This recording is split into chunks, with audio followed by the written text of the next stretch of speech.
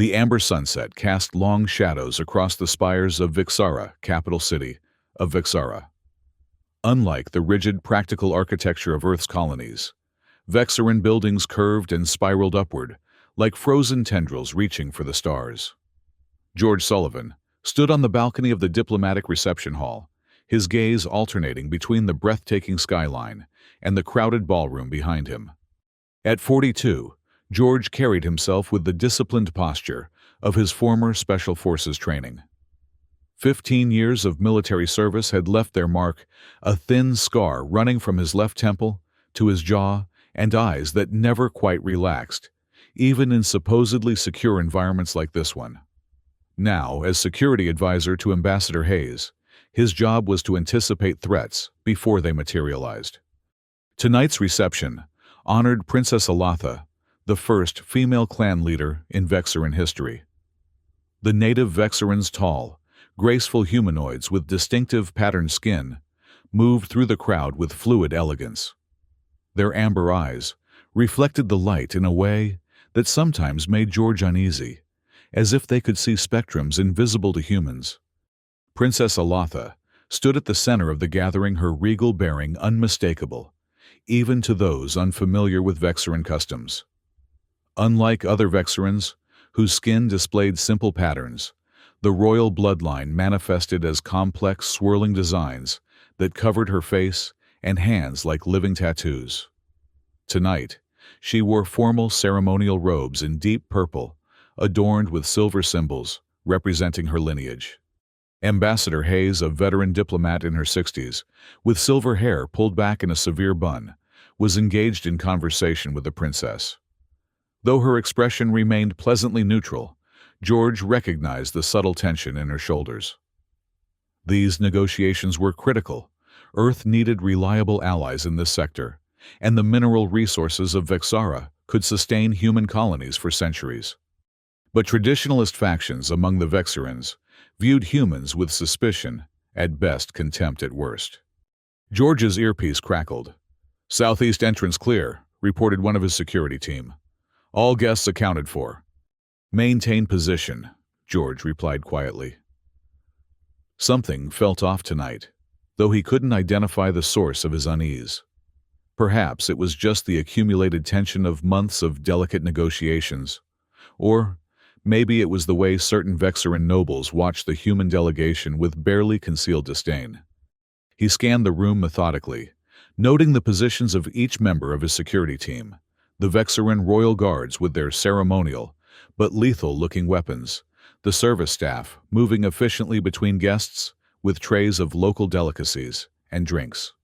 One server caught his attention, a male Vexaran moving with unusual stiffness, his eyes fixed not on his tray, but on Princess Alatha. George pushed himself away from the balcony railing and began moving through the crowd, maintaining visual contact with the server while trying not to draw attention.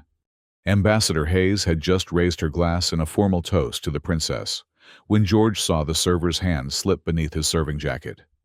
Training and instinct took over before conscious thought could form. George lunged forward, shoving past startled diplomats as the server abandoned all pretense and rushed toward the princess, a ceremonial dagger now gleaming in his hand. "Princess!" George shouted, reaching her just as the blade descended. He threw himself between the princess and her attacker, feeling the hot, searing pain as the dagger plunged into his shoulder instead of finding its intended target.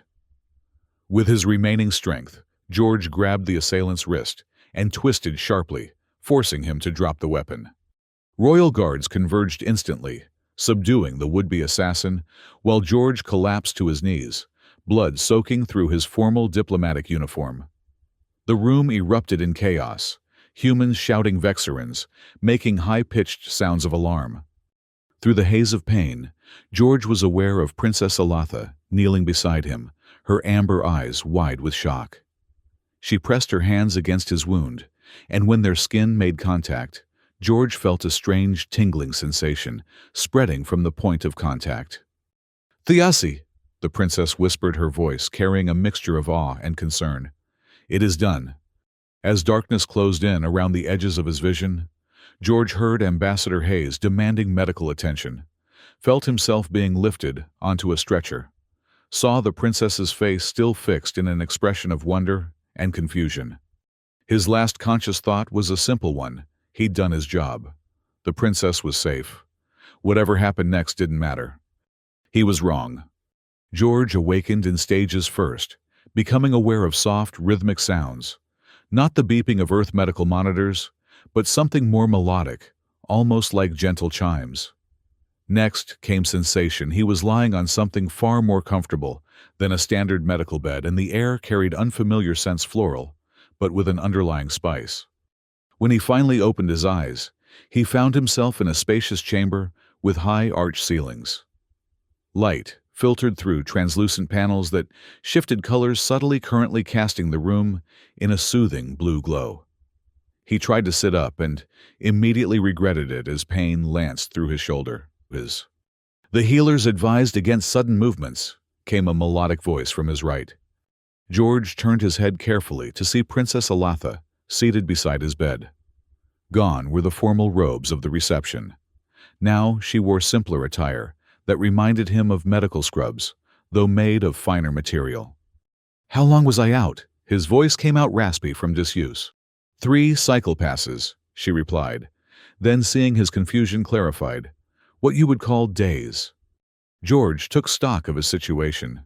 His shoulder was bandaged with a material that seemed to shimmer slightly, and various tubes connected him to equipment, unlike any Earth medical technology he'd seen.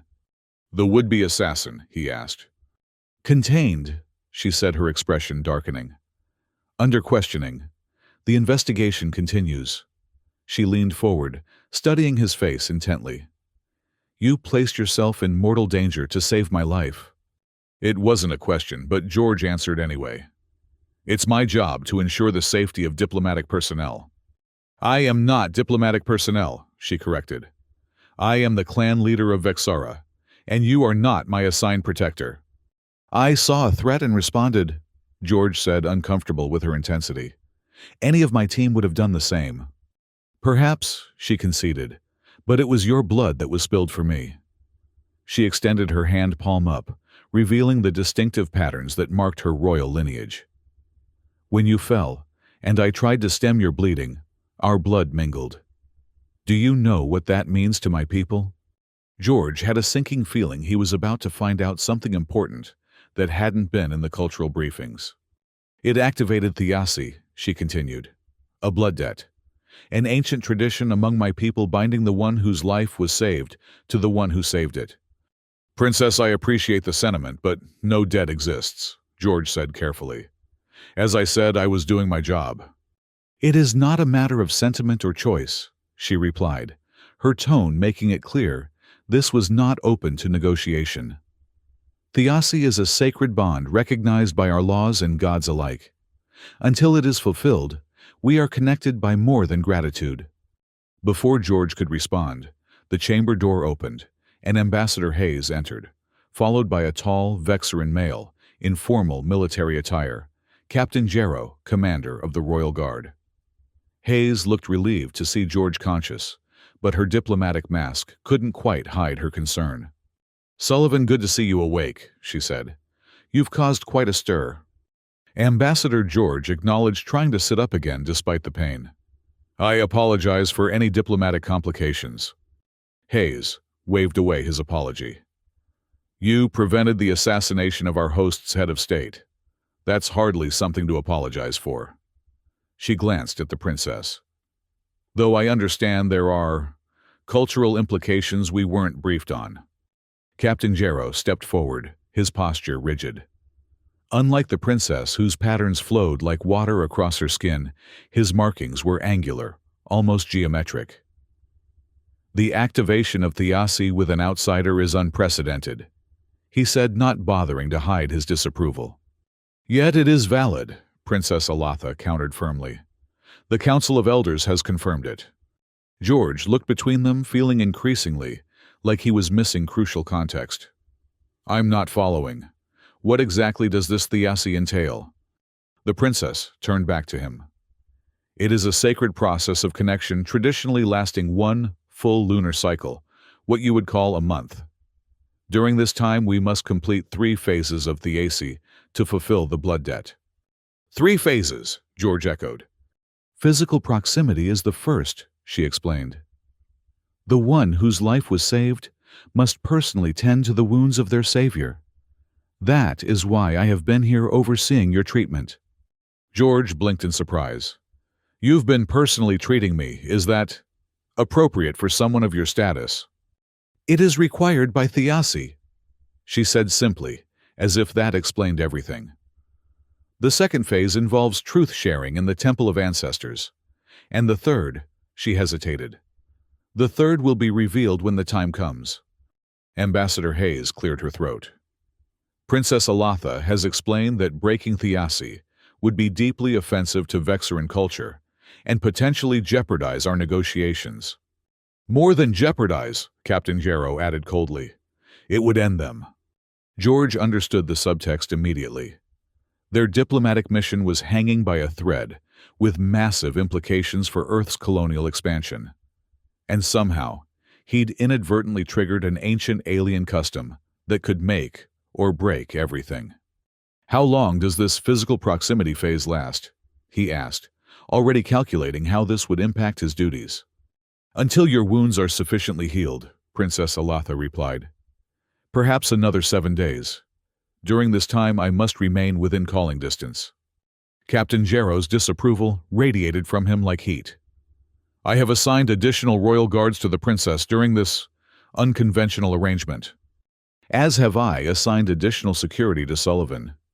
Hayes added, making it clear she wasn't entirely comfortable with the situation either. George attempted to process everything. He'd taken a blade meant for the princess, and now they were bound by some mystical alien tradition that required her to play nurse, and him to play along? The diplomatic implications were clear enough. He had little choice but to cooperate. I understand, he said finally. I'll comply with the requirements of Thiaci. Princess Alatha's expression softened slightly. It is not merely a burden, George Sullivan. Thiaci is considered a sacred honor among my people. Few ever experience it. I'll try to remember that when the pain medication wears off, he said dryly.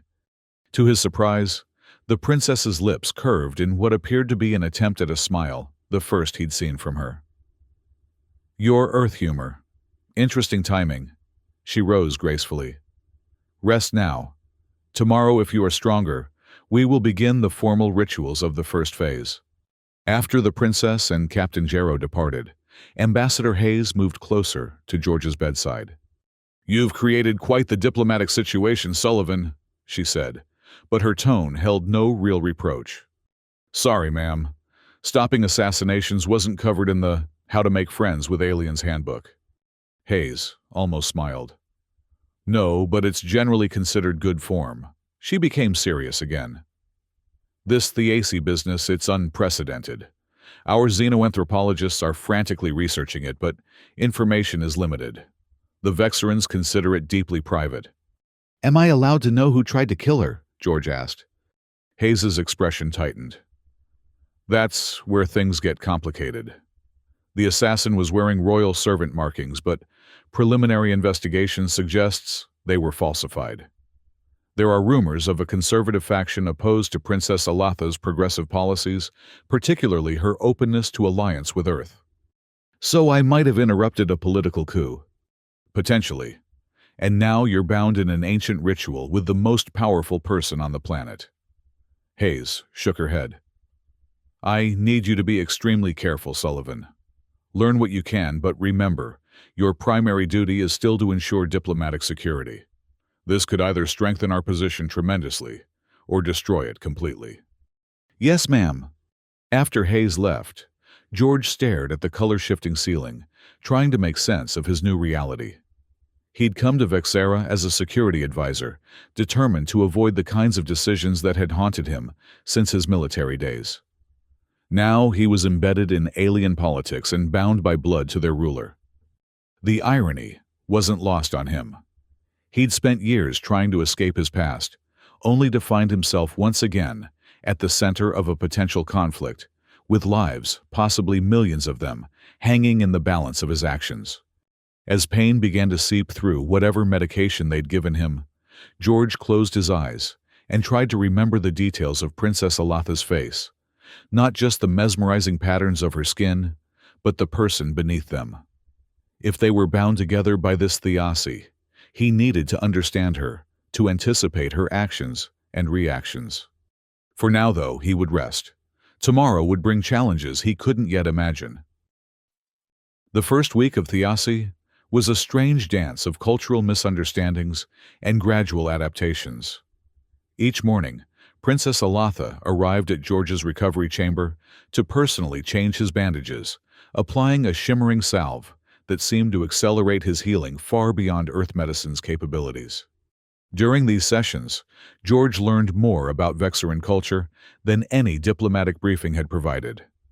The princess answered his questions with surprising patience, explaining everything from their complex social hierarchies to their belief in the spiritual significance of blood. "Our ancestors believed that life essence flows through blood," she told him on the fourth day, her slender fingers working deftly to apply fresh bandages. "When blood is spilled in defense of another, it creates a connection that transcends the physical." "Like a metaphysical blood transfusion," George suggested. She tilted her head, considering. "Your Earth metaphor is not entirely inaccurate. Though Thiazi is more than metaphysical, it creates tangible changes."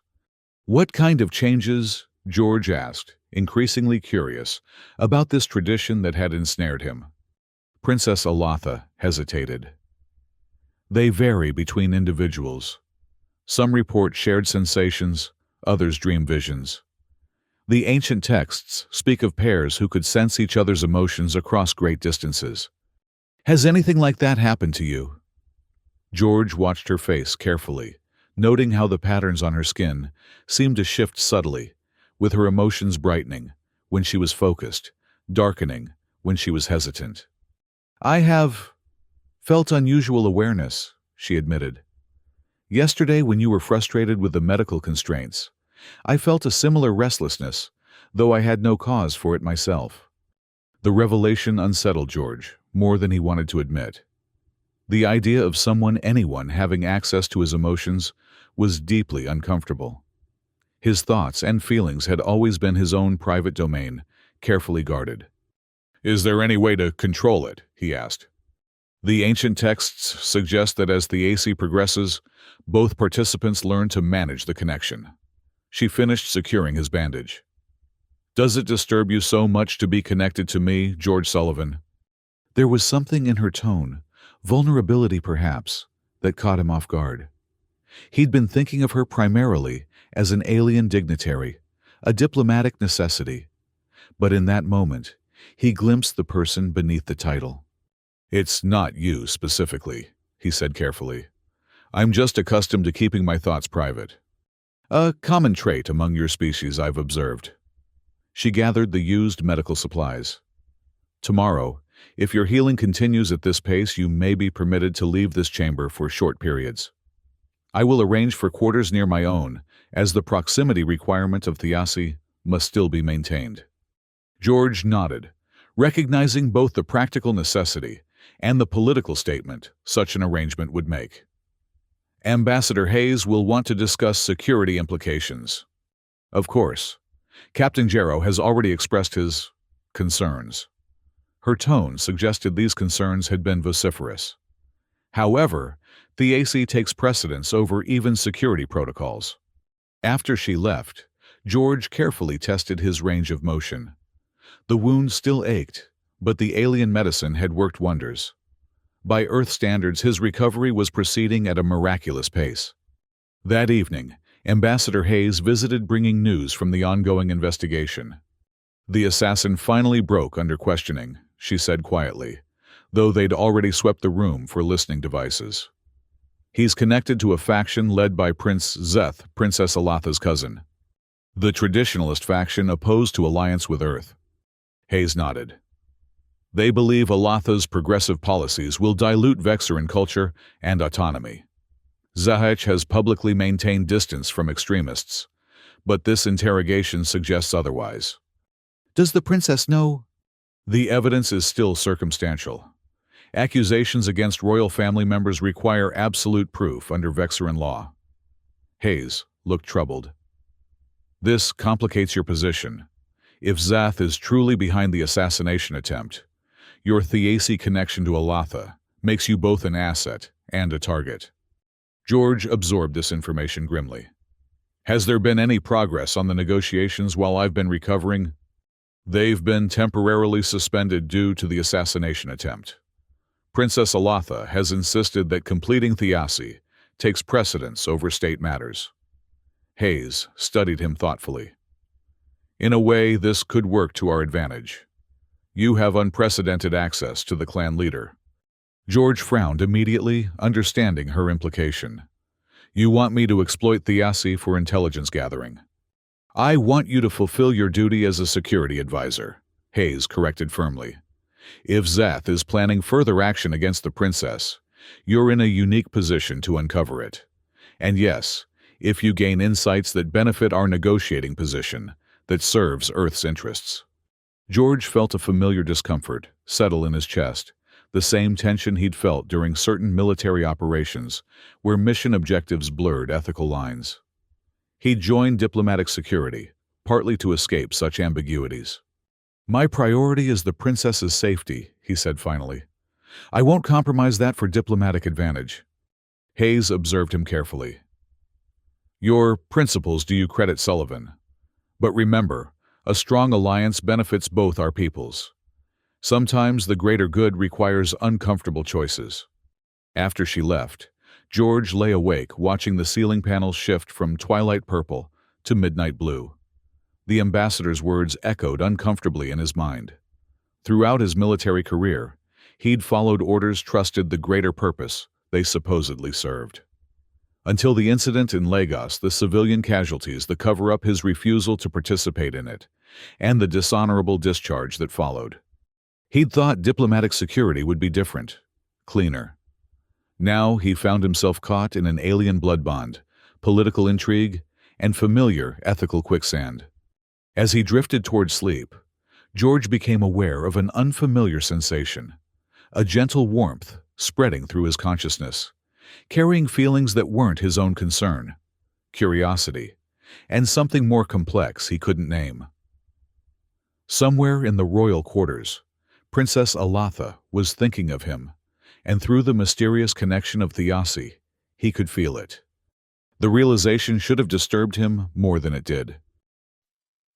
By the 10th day, George had been moved to quarters within the royal residence, an arrangement that scandalized traditionalist nobles, but was deemed necessary for the proper observance of Thiaci.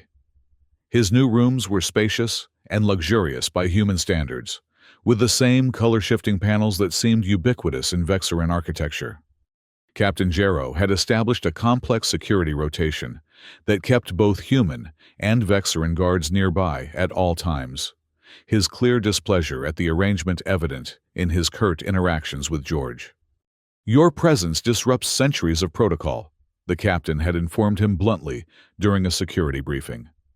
The royal quarters have never housed an outsider. I didn't exactly volunteer for the position, George had replied evenly. The captain's amber eyes had narrowed. Yet you seem comfortable enough assuming it. Remember your place human. Thiaci or not, you are a temporary anomaly in the natural order.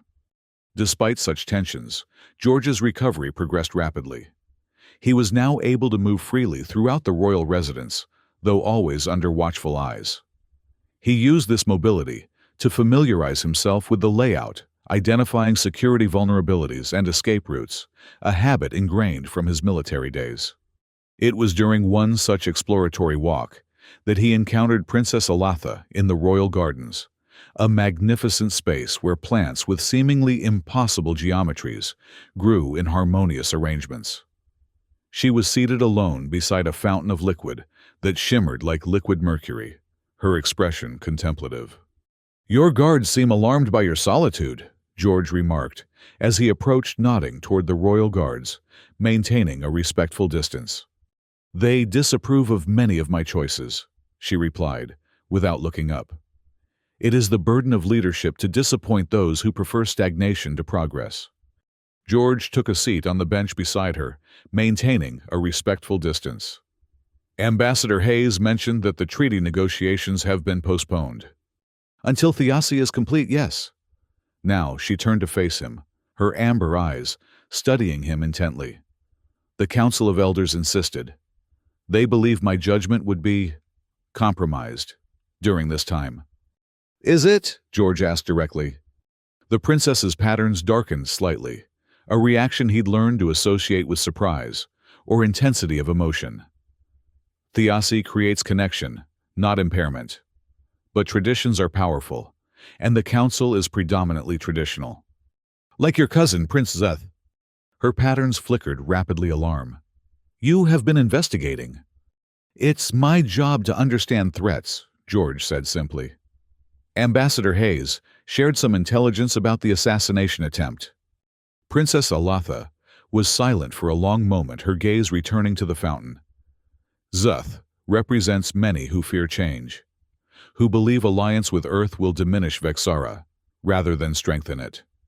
And what do you believe?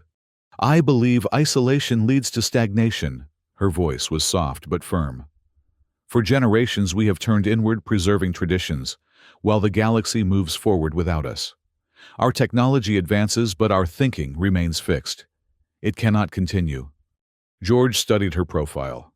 Regal, determined, and suddenly very human despite her alien features. Change always faces resistance. Yes, but change through evolution is preferable to change through revolution. She turned back to him. Tomorrow marks the end of the first phase of Thiassi. Your wound has healed sufficiently for us to proceed to the second phase. Truth-sharing at the Temple of Ancestors, George recalled. What exactly does that entail? We will participate in a ritual that compels complete honesty between those bound by Thiassi. No deception is possible within the temple during the ceremony. Her patterns darkened again. It is intimate, not physically but spiritually. Secrets cannot be maintained. George felt a chill of apprehension. All secrets. Those relevant to the bond between us, she clarified. The ritual focuses our connection through specific questions asked by the temple priestess. You need not fear having your Earth military secrets exposed. It wasn't military secrets that concerned him, but the private guilt and regrets he carried, Lagos, the civilian casualties, the choices that haunted his dreams. The things that had driven him from military service to the supposedly safer realm of diplomatic security. The truth-sharing is mutual, the princess added, seeming to sense his discomfort. I, too, must reveal that which I would prefer to keep hidden. What happens after this truth-sharing? If successful, we proceed to the final phase of Thiassi. If not, she let the sentence hang unfinished. Is failure common? No, but neither is Thiassi with an outsider. She stood gracefully. Rest well tonight, George Sullivan. Tomorrow will test us both. Biu. The Temple of Ancestors stood at the highest point in Vixara, its spiraling structure seeming to puncture the amber sky. Unlike the palace with its shifting color panels, the temple was constructed of a material that appeared to be solid stone, but glowed with an inner light that pulsed like a heartbeat. George arrived at sunrise accompanied by Ambassador Hayes and 2 members of his security team. Princess Alatha awaited them at the temple entrance, flanked by Captain Jarrow and an older female Vexaran with elaborate facial patterns that George hadn't seen before. This is Priestess Corona, Princess Alatha, introduced the elder. She will guide us through the truth-sharing ritual. The priestess regarded George with ancient eyes that seemed to see through him. The outsider comes willingly, she asked, addressing the princess rather than George himself. I do, George answered, before Alatha could respond, meeting the priestess's gaze directly. Priestess Sorona's patterns rippled with what might have been amusement. He speaks for himself. Unusual but fitting for these unusual circumstances. She turned to address the others. Only those bound by Thiassi may enter the inner sanctuary. The rest must remain in the outer chambers. Ambassador Hayes stepped forward. As Earth's representative, I request— This is not a diplomatic negotiation, the priestess interrupted firmly. It is a sacred ritual older than your civilization. Your presence would contaminate the process. Hayes looked to George, who gave a slight nod. I'll be fine, he assured her. They had discussed this possibility, and while neither was entirely comfortable with George entering alone, they recognized the necessity of respecting Vexaran customs. Captain Jarrow will also remain outside, Princess Alatha stated, earning a sharp look from the captain. My duty is your protection, clan leader, he protested. And you will fulfill it from the outer chamber, she replied with finality. Thiassi requires vulnerability. Guards prevent that. Despite obvious reluctance, both Hayes and Jarrow acquiesced, withdrawing to the outer chambers with the rest of the security detail. Priestess Corona led George and Princess Alatha deeper into the temple through corridors that narrowed and twisted like the interior of a seashell. The inner sanctuary was circular, with a domed ceiling that somehow appeared to open directly to space, despite the fact that they were planetside.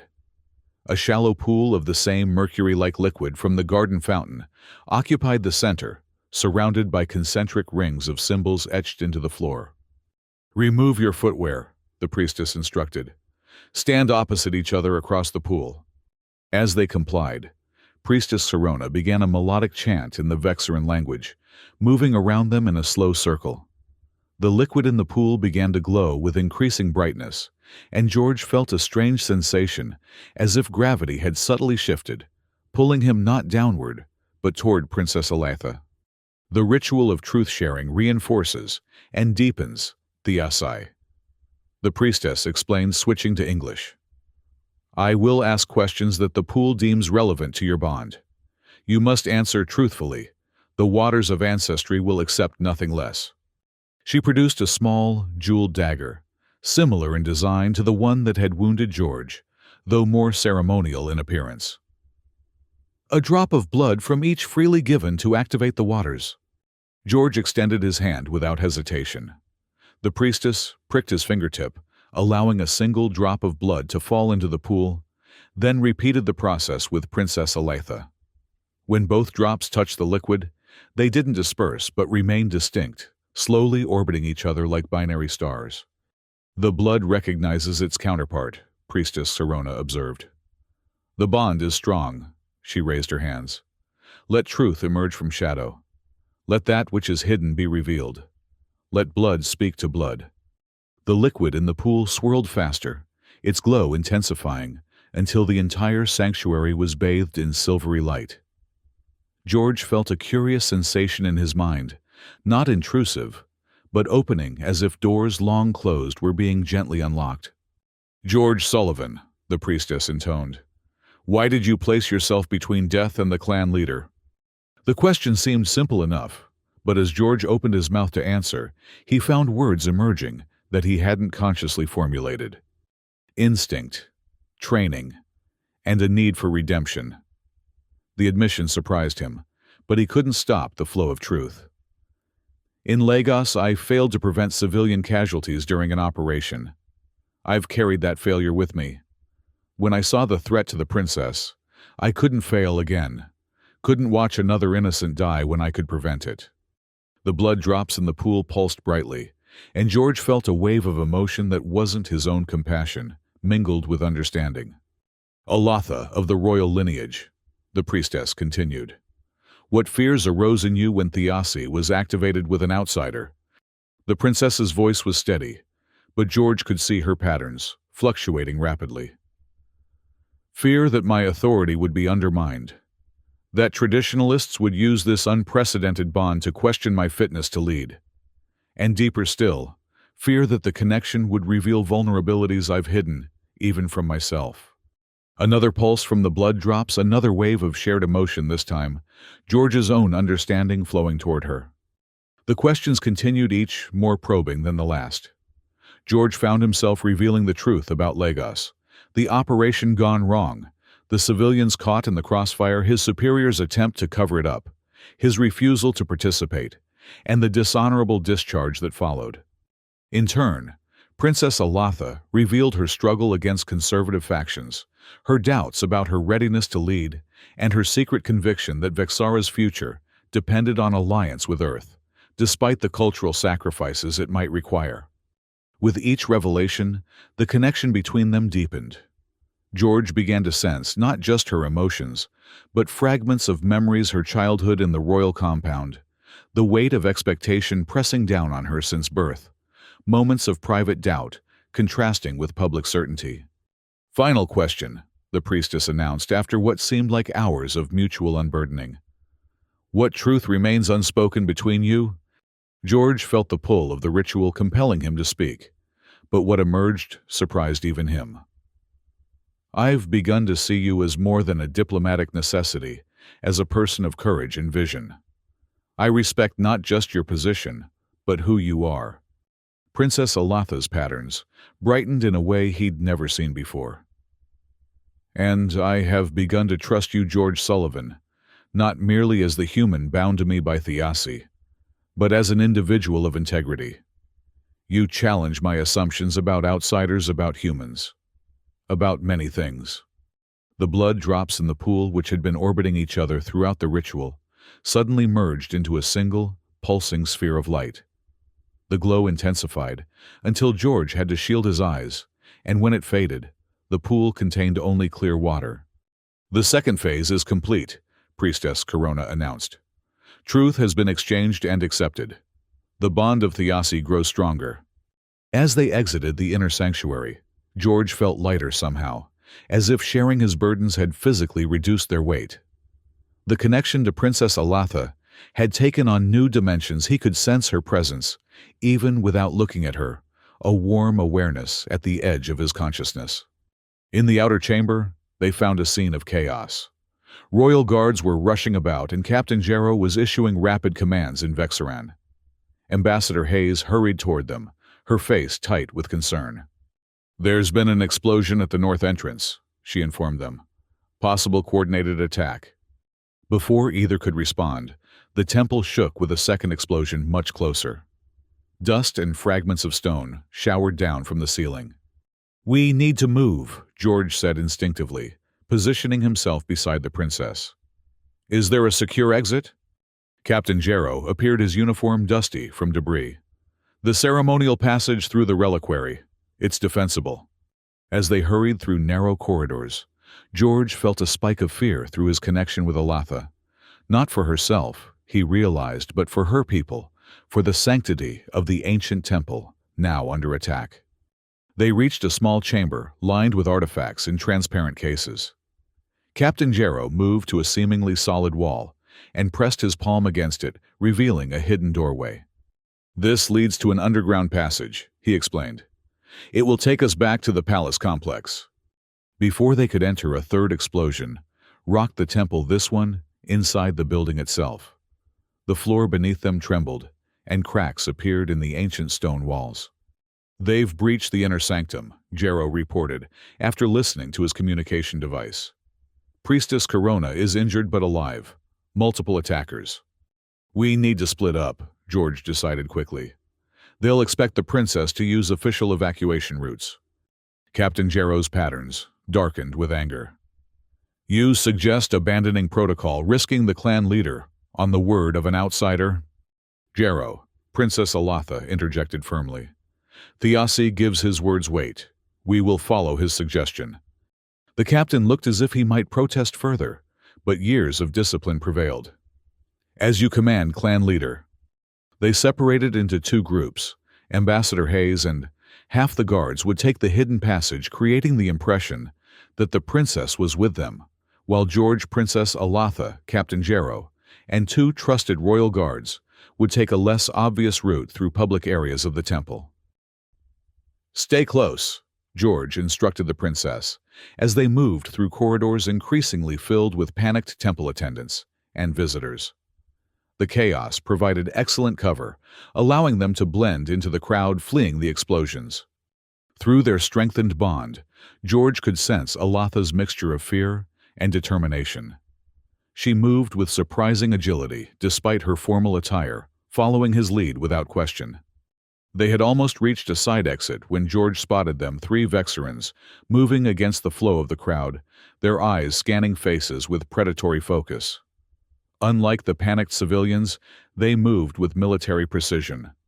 "Potential hostiles, 2 o'clock," he murmured to Jarrow, who nodded almost imperceptibly. "Royal Guards," the captain confirmed, "but none I recognize despite their uniforms."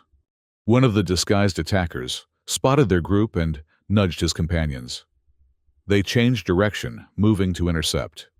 "No time for subtlety," George decided. "Captain, create a diversion. Princess, stay on my heels." Without waiting for acknowledgement, George grabbed Alatha's hand and pulled her toward a service corridor he'd noted during their entry. Behind them, Captain Jarrow loudly ordered the evacuation of priority diplomats, drawing attention away from their escape. The service corridor was narrow and dimly lit, used by temple attendants to maintain the building's complex systems. George navigated by instinct, choosing turns that led generally toward the rear of the temple complex. "Where are we going?" Princess Alatha asked, her voice remarkably steady, despite their flight. "Away from where they expect," George replied. "The attackers anticipated the official evacuation protocols. We need to be unpredictable." They emerged into a kitchen area, startling several Vexoran food preparers, who stared in shock at the clan leader's unexpected appearance in their domain. Before they could react, George and Alatha were already moving through the space, exiting through delivery doors into an alley behind the temple. "The public markets are that way," Alatha indicated, pointing toward sounds of commerce that continued, despite the chaos at the temple. "We could lose ourselves in the crowd." "Too obvious," George countered. "They'll expect us to seek crowds for cover." He scanned their surroundings, noting a drainage channel that ran beside the temple grounds. There, it leads downhill away from both the temple and the palace. "The maintenance tunnels," Alatha realized. "They connect throughout the capital." The drainage channel provided access to a network of tunnels that serviced Vixara's infrastructure, similar in concept to utility tunnels on Earth, though the Vexoran versions were larger and more elaborate. Princess Alatha surprised George again by navigating the tunnels with confidence, explaining that part of her education had included learning the city's full layout, including its hidden aspects. As they moved deeper into the maintenance network, the sounds of chaos from the temple faded. George maintained a careful pace, balancing speed with caution, constantly alert for pursuit. "Can you still sense Captain Jarrow?" he asked, curious about the limits of Vexoran abilities. "Not directly," she replied. "But if he were captured or killed, I would know. All royal guards carry life signs indicators connected to the palace security systems. We need to find a secure location to contact him and Ambassador Hayes," George said. "Somewhere unexpected." Princess Alatha considered this. "There is a place, a residence used by royal family members when they wish to move among the people unrecognized. Few know of its existence." "How far?" "Not far through these tunnels. Less than what you would call a kilometer." The secret residence proved to be a modest dwelling built into the side of one of Vixara's many hills, its entrance concealed by clever landscaping. Inside, it was comfortable but simple by royal standards, clearly designed for functionality rather than ostentation. Princess Alatha activated a communication panel, hidden within a decorative wall feature. After a series of security protocols, she established contact with the palace. "Captain Jarrow, report," she commanded. The captain's voice came through clearly. "Clan leader, you are secure." The human kept his word. "We are safe," she confirmed. "What of the ambassador and the temple?" "Ambassador Hayes is secure within the palace. The attack appears to have been specifically targeted at the Temple of Ancestors during your truth-sharing ritual. 5 confirmed casualties among temple attendants, 12 injured, including Priestess Serona. The attackers, 3 neutralized, 2 escaped. Initial interrogation confirmed suspicions they served Prince Zuth, though they carried no direct evidence of his involvement." George exchanged a glance with Alatha. Through their bond, he could sense her anger and grief at the attack, but also determination. "This was a desperate action," she said. They sought to prevent the completion of Thiassi. Or to eliminate you under cover of chaos, George suggested grimly. Either way, it confirms the threat is internal, and at the highest levels. We must return to the palace, Alatha decided. But not immediately. Captain Jarrow maintained the impression that my whereabouts are uncertain. Increase security around Ambassador Hayes, they may target her to create diplomatic incident. And you, clan leader? I will remain with George Sullivan as Thiassi requires. We will return when the time is right. After ending the communication, Alatha turned to George. We have a rare opportunity here.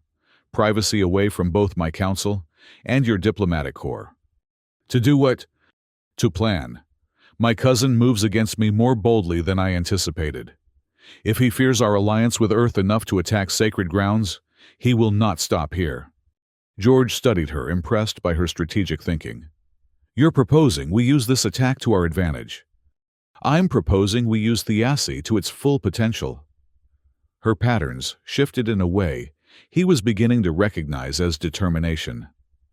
The bond between us now transcends the ceremonial. Together, we may see solutions invisible to either of us alone. As night fell over Vixara, they remained in the secret residence discussing strategies and sharing information neither would normally reveal to the other's people. Through their strengthened bond, ideas flowed with unusual clarity and trust. George explaining Earth security protocols and tactical options, Alatha revealing the complex web of Vexaran politics, and Prince Zeth's vulnerabilities. A plan began to take shape between them, one that would use the final phase of Thiassi as both shield and sword. What neither said aloud, but both increasingly felt through their connection, was how natural their collaboration had become. The alien nature of their partnership had faded, replaced by a sense of shared purpose that transcended species and culture. When exhaustion finally claimed them, they retired to separate chambers of the small residence. Yet even in sleep, the awareness of each other remained a comforting presence across the boundary of unconsciousness. In the darkness before dawn, a figure moved silently through the gardens surrounding the secret residence, not an attacker, but an ally. Kira, a junior member of Princess Alatha's progressive faction, had traced the secure communication and come bearing news too sensitive for even encrypted channels. "Evidence, Your Highness," she whispered, presenting a data crystal to the princess when they met in the residence's small receiving room. Financial transactions linking Prince Zeth directly to the temple attackers. "How did you obtain this?" Alatha asked. "A resistance network has formed among those loyal to your vision," Kira explained. "We've been monitoring the prince's faction since rumors of dissent first emerged. Unofficial intelligence gathering." George noted from the doorway where he stood. "Outside official channels that might be compromised." Kira looked uncertain at addressing the human directly, but nodded. "Yes. We believe tomorrow's Ascension ceremony is their next target. The Ascension ceremony, a key ritual in Vexaran governance, where Princess Alatha would formally assume additional powers previously held by the Council of Elders. It would significantly strengthen her position to pursue alliance with Earth. "The final phase of Thiassi is meant to conclude at the Ascension ceremony," Alatha said thoughtfully. "Another reason they would target it. Or we could use that to our advantage," George suggested, an idea forming. "If they believe disrupting Thiassi will weaken you, let's complete it in a way they don't expect." As dawn broke over Vixara, Kira departed with new instructions, and George and Princess Alatha refined their countermeasure. The bond between them hummed with shared purpose and growing trust, and something deeper that neither was quite ready to name. The Ascension ceremony was a spectacle of Vexaran tradition, held in the Great Hall of Governance, where the planet's most consequential decisions had been made for centuries. Tiered seating surrounded a central ceremonial floor, allowing hundreds of witnesses from every clan and faction to observe. Ambassador Hayes and her diplomatic corps occupied a place of honor near the front, their presence both a courtesy and a political statement. Prince Zeth and his supporters sat opposite them, their formal expressions masking the tension George could feel radiating from them. He stood beside Captain Jarrow near the ceremonial entrance, where Princess Alatha would make her appearance. After returning to the palace the previous evening, they had maintained the public fiction that the princess had been secured immediately after the temple attack, concealing their day of private strategy. "She trusts you now," Captain Jarrow observed, his tone neutral, but his patterns revealing lingering reservation. "Thiassi has changed her perception of humans." "It's changed my perception of Vexorans too," George admitted. "Your dedication to her is commendable, Captain." "It is not dedication to her alone, but to Vexara." Jarrow's amber eyes fixed on George. "Remember that, human. Whatever bond you share, her duty is to her people first." Before George could respond, a melodic chime announced the princess's imminent arrival. The great doors swung open, and Princess Alatha entered her formal ceremonial attire, more elaborate than anything George had seen her wear before. The patterns on her skin seemed to pulse with their own light, enhanced by the ceremonial paint that highlighted her royal lineage. The Thiassi connection between them flared as their eyes met across the chamber, confidence, determination, and a silent confirmation of their plan flowing from her to him.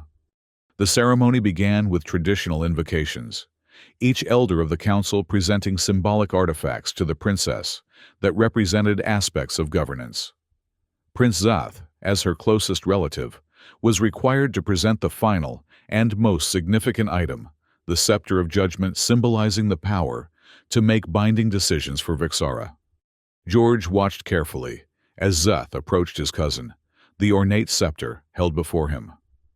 Through his enhanced security training and the unnaturally clear awareness provided by Thiassi, he detected the prince's subtle tension, the fractional hesitation in his movements, the almost imperceptible flicker of his skin patterns that suggested deception. As Zath extended the scepter, Princess Alatha raised her hand in an unexpected gesture that silenced the ceremonial music. "Before I accept the scepter of judgment," she announced, her voice carrying effortlessly through the vast chamber, "I must fulfill the final phase of Thiassi as our laws and traditions require." A murmur rippled through the assembly. The final phase of Thiassi was traditionally private, completed after formal ceremonies, rather than during them. "George Sullivan of Earth," she called. "Approach." George moved forward, as rehearsed, feeling hundreds of alien eyes, tracking his progress across the ceremonial floor. He stopped at the prescribed distance from the princess, conscious of Prince Zath, still standing nearby, the scepter now held in suddenly rigid hands. "The third phase of Thiassi," Princess Alatha declared, "is the phase of lasting bond. It requires a choice freely made to maintain connection, even after the blood debt is considered paid." Another murmur, louder this time. George could see Ambassador Hayes leaning forward, her diplomatic mask slipping to reveal surprise. This was not part of any briefing materials on Vexaran culture. Traditionally, the princess continued, this choice is symbolic, a pledge of ongoing alliance between families or clans. But when Thiassi occurs between those of different worlds, the choice carries greater significance. She extended her hand, revealing a small, ceremonial dagger, similar to the one used in the Temple of Ancestors. "George Sullivan saved my life by accepting a blade meant for me. The final phase of Thiassi requires that I demonstrate equal willingness to bleed for him." Prince Zath stepped forward, his patterns darkening with alarm. "Cousin, this is unprecedented. The council should be consulted before—" "Thiassi requires no council approval," she interrupted smoothly. "As you well know, cousin." Before Zath could object further, Princess Alatha drew the dagger across her palm, not deeply, but enough to draw a line of silvery blue blood.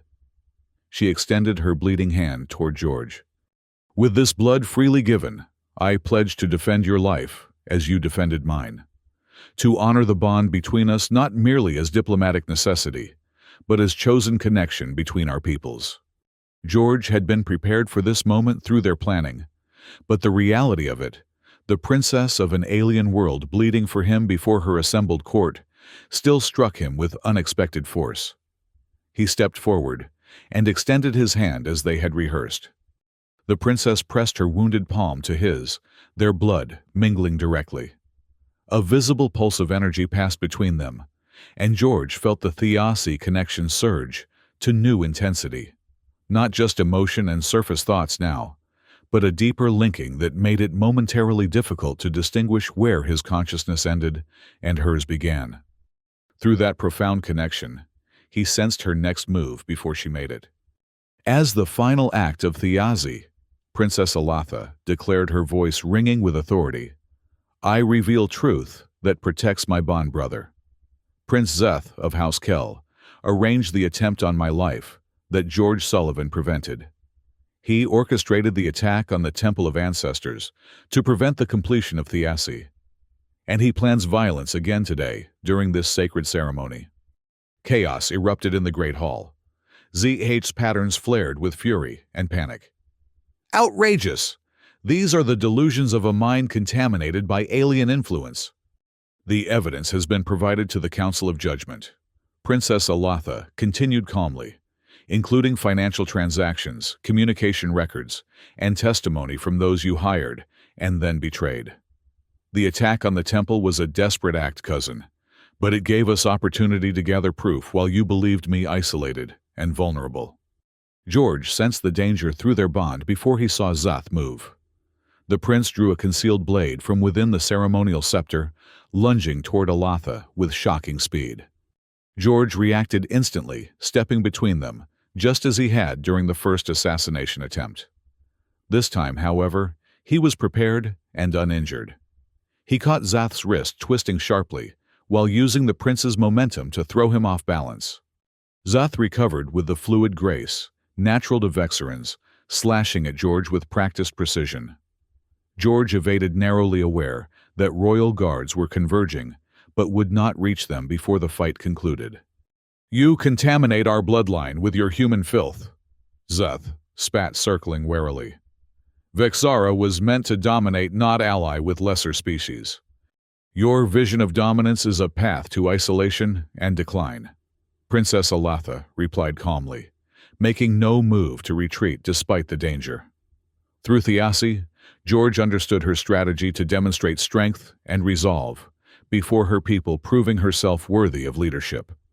When Zeth attacked again, George was ready. Years of combat training against various opponents served him well as he anticipated the prince's movements. Vexarans were naturally more agile than humans, but George had experience on his side and the unnaturally precise awareness of his opponent that Thiassi provided. Their brief but intense combat concluded when George trapped Zeth's blade hand and forced him to his knees, disarming him with a controlled joint lock that caused the prince to howl in pain. Royal guards surrounded them instantly, taking the prince into custody. The Great Hall remained in an uproar, with council members demanding explanations and clan representatives shouting questions. Princess Alatha raised her hands, and gradually silence returned. "The ascension ceremony will proceed," she declared, "but with one significant change." She turned to where Ambassador Hayes sat, watchful and alert. "Ambassador, please join us on the ceremonial floor." As Hayes approached, Princess Alatha addressed the assembly again. "Today marks not only my ascension to full leadership, but Vexara's ascension to its rightful place among spacefaring civilizations. The Thiassi between myself and George Sullivan is complete, and with it a new understanding between our peoples is born." She gestured to a council attendant who brought forward a document case. "The Treaty of Alliance between Vexara and Earth, negotiated over many months, is ready for ratification. I will sign it now as my first act with the full authority of leadership." The political brilliance of the move was not lost on George. By linking the treaty signing to her triumph over a treasonous plot, Alatha had created a narrative that even traditionalists would struggle to oppose, one where alliance with Earth appeared as victory rather than concession. As the formal aspects of the ceremony resumed, George stepped back to a position beside Captain Jarrow, who regarded him with what appeared to be newfound respect. "You fought well," the captain acknowledged, "for a human." "She's a remarkable leader," George replied, For anyone. Jero's patterns shifted in what might have been amusement. Thayasi has changed you both, it seems. The truth of that observation resonated through the connection George still felt with Princess Alatha. Even as she completed the ceremonial acceptance of leadership artifacts, her awareness remained partly focused on him, a warm presence at the edge of his consciousness conveying gratitude, and something more complex that would require time to fully understand. The diplomatic reception celebrating the treaty signing was a stark contrast to the one where George had first saved Princess Alatha's life. Where that gathering had been tense with unspoken suspicions, this one hummed with cautious optimism and genuine curiosity between the human and Vexaran delegations. George observed from a balcony, similar to the one where he had stood that fateful night, though his perspective had shifted dramatically. Then, he had been an outsider assessing threats. Now he occupied an unprecedented position, trusted by both sides, connected to the Vexaran leader through a bond few outsiders had experienced. Ambassador Hayes joined him, champagne flute in hand. Quite the transformation, Sullivan.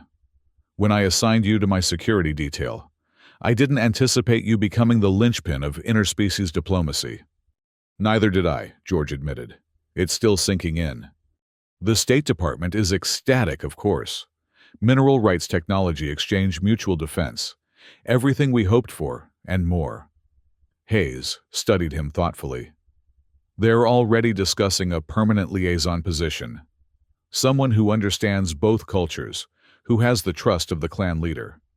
George glanced at her sharply. You're offering me a posting here. Considering it. Unless you'd prefer to return to Earth. Her expression became more serious. I should mention that the Thayasi connection has raised questions at higher levels. Some parties are concerned about potential conflicts of interest. You mean they're worried about where my loyalties lie, George translated bluntly. Hayes didn't deny it. Can you blame them? You share some kind of psychic bond with the leader of another planet. It's unprecedented. Before George could respond, he felt a familiar presence approaching through the Thayasi connection. Princess Alatha joined them on the balcony, her formal diplomatic attire now modified to incorporate elements symbolizing Earth-Vexaran cooperation. Ambassador Hayes, she greeted, I trust the celebration meets with your approval. It exceeds expectations, Your Highness. The council members seem to have accepted the alliance with remarkable grace. Nothing unifies like a common enemy, Alatha observed. Zethi's faction has been thoroughly discredited. Those who shared his views more moderately are now reluctant to voice them. She turned to George and he felt a subtle shift in her emotional tone through their connection from diplomatic poise to something more personal. I wonder if I might borrow your security advisor briefly. There are matters of Thayasi completion we must discuss. Hayes inclined her head in gracious acknowledgement. Of course. I should circulate among the guests anyway.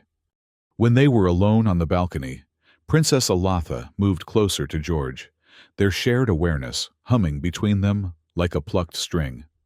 Your ambassador was discussing your future, she stated, rather than asked. The advantages of Thayasi, George said with a slight smile. Hard to keep secrets. Only from each other. She gazed out at the Vixara skyline, now illuminated by the city's nighttime lights. I felt your uncertainty when she mentioned returning to Earth. George turned to face her directly. What happens to Thayasi if I leave? Does distance weaken it? Ancient texts offer conflicting accounts.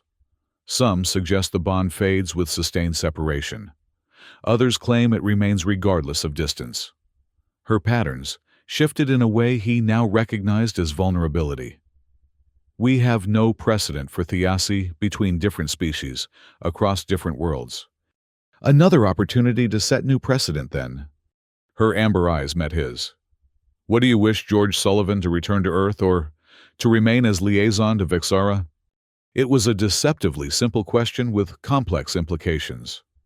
George considered all he had experienced since arriving on this alien world, the danger, the cultural confusion, the profound connection that had transformed his understanding of both Vexarans and himself. "I'd like to stay," he said finally. "At least long enough to see this alliance take root. There's still much I don't understand about your world." "And much my people don't understand about yours," she acknowledged. "The Council has created a new position, Ambassador of Interspecies Relations. They've asked me to appoint someone who can help navigate the inevitable misunderstandings as our peoples grow closer." George raised an eyebrow. "You're offering me a job." "I'm offering you a purpose," she corrected. "One that honors what we've experienced through Thiassi, rather than trying to diminish it." Through their connection, he sensed her sincerity, and beneath it a personal hope she was careful not to impose, but couldn't entirely conceal. "I accept," he said simply. Her patterns brightened with pleasure. "The official announcement will come tomorrow. For tonight," she hesitated, then continued with characteristic directness. "For tonight, I would like to show you something few outsiders have seen. A place special to me since childhood." They slipped away from the reception, discreetly accompanied only by Captain Jarrow, who maintained a respectful distance as they traveled via private transport to the outskirts of Vixara. There, nestled against foothills that glowed with bioluminescent plant life, stood a simple structure built in an older Vexaran architectural style. "My ancestors' original dwelling," Princess Alatha explained as they approached. "Before the founding of the capital. It's maintained as a historic site, but few visit anymore." Inside the building was a curious blend of museum and living space with ancient artifacts displayed alongside furniture that showed signs of occasional use. "You come here often," George observed, sensing her familiarity with the space through their connection. "When decisions weigh heavily," she confirmed. "There's clarity and simplicity in remembering where we began."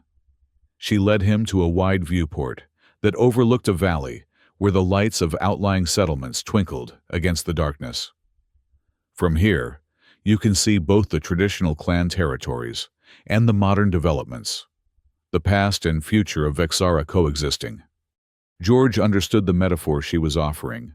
Their alliance embodied the same principle, traditional ways adapting to new realities, without being erased by them. It's beautiful, He said honestly. "Yes." But she wasn't looking at the view. Through Thiassi, her emotions rippled across to him, complex, warm questioning. "Alatha," he said, using her name without title for the first time. "What happens to Thiassi now that it's complete? Does the connection fade?" "That depends on us," she replied. "On what we choose. Thiassi begins with blood and obligation, but its completion opens other possibilities." In the quiet of that ancient dwelling, with the future of two worlds just beginning to take shape beyond its walls, they spoke honestly of those possibilities of a connection that had begun with duty, but evolved into something neither had anticipated.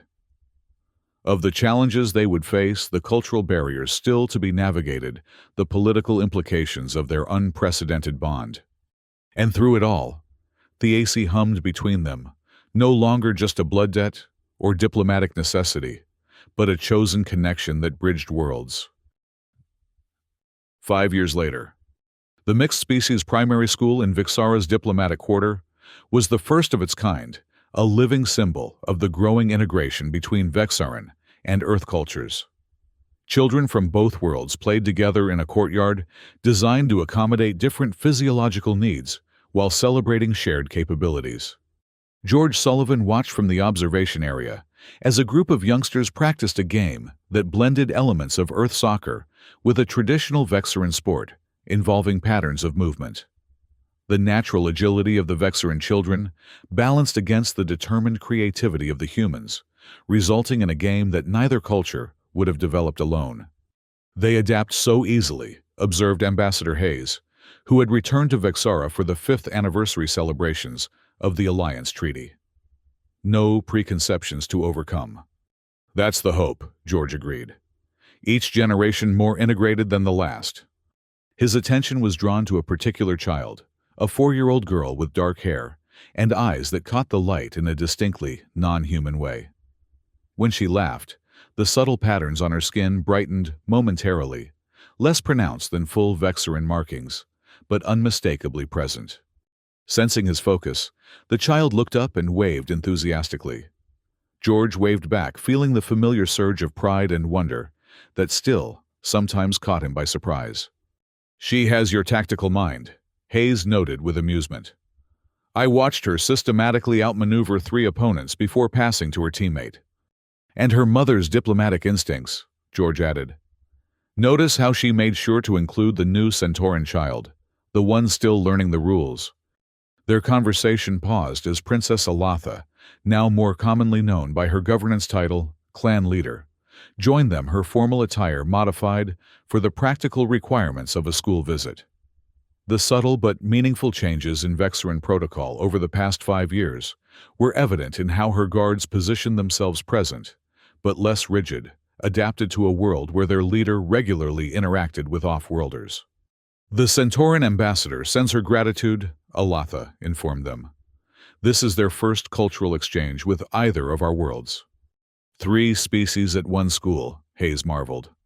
"When I first arrived on Vexara, I wouldn't have believed it possible within my lifetime." Through the Thiassi bond that still connected them, George felt Alatha's satisfaction, not complacency, but the measured pride of a leader who had overcome significant opposition to achieve meaningful change. The school visit concluded with a simple ceremony celebrating the expansion of the facility to accommodate children from the new Centauran diplomatic mission. As they departed, their daughter ran to join them, full of excited observations about her new classmates' unusual abilities. "Sarai says Centaurans can sense magnetic fields," she reported breathlessly. "Is that true?" "Yes, Lena," Alatha confirmed smoothly, transitioning from clan leader to mother. "Their home planet has a much stronger magnetic field than either Vexara or Earth. That's why they walk funny," Lena concluded with a child's directness. "Sarai says everything feels tilted here." George lifted her into his arms. "What did you tell her about Earth and Vexara?" "That we have the best parts of both," Lena said confidently, her small fingers tracing the faint patterns on her own skin, the physical manifestation of her dual heritage.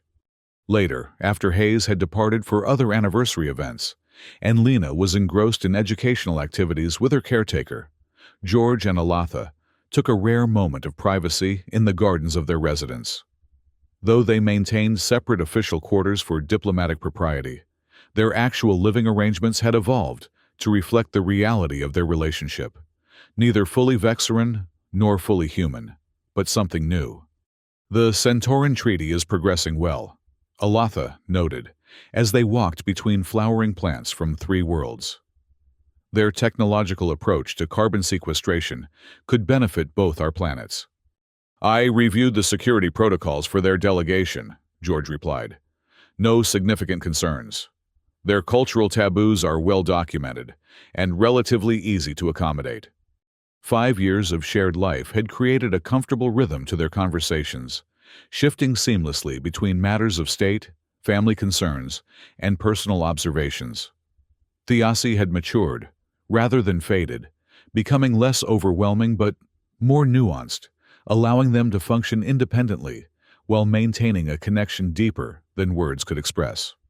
ZTH's petition for conditional return from exile has been submitted to the Council. Alatha mentioned changing subjects. Some younger members argue that sustained isolation proves nothing but bitterness. George considered this thoughtfully. 5 years is significant. Has he demonstrated genuine reconsideration of his views? His formal statements claim so. She paused beside a flowering earth rose that had been carefully adapted to Vexaran soil. "I sense political calculation rather than true change, but permanent exile without possibility of redemption undermines the very principles of progress I've advocated. A controlled return, perhaps limited privileges, monitored activities." Through Thiassi, they explored potential approaches, weighing security concerns against symbolic meanings, personal history against governance principles. Their different perspectives, George's focus on practical safeguards, Alatha's consideration of cultural implications complemented, rather than conflicted, producing more robust solutions than either might have developed alone. As twilight approached, they made their way to the highest point of their garden, where a simple bench offered views of both the traditional clan territories and the expanding diplomatic quarter. It had become their tradition to watch the amber sunset together when possible, marking the passage of another day in the ongoing endeavor of building bridges between worlds. 5 years, George reflected. Sometimes it feels like that first day when I saw the knife coming toward you was in another lifetime.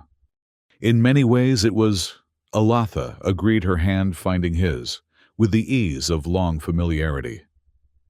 We were different people then, with very different expectations of the future.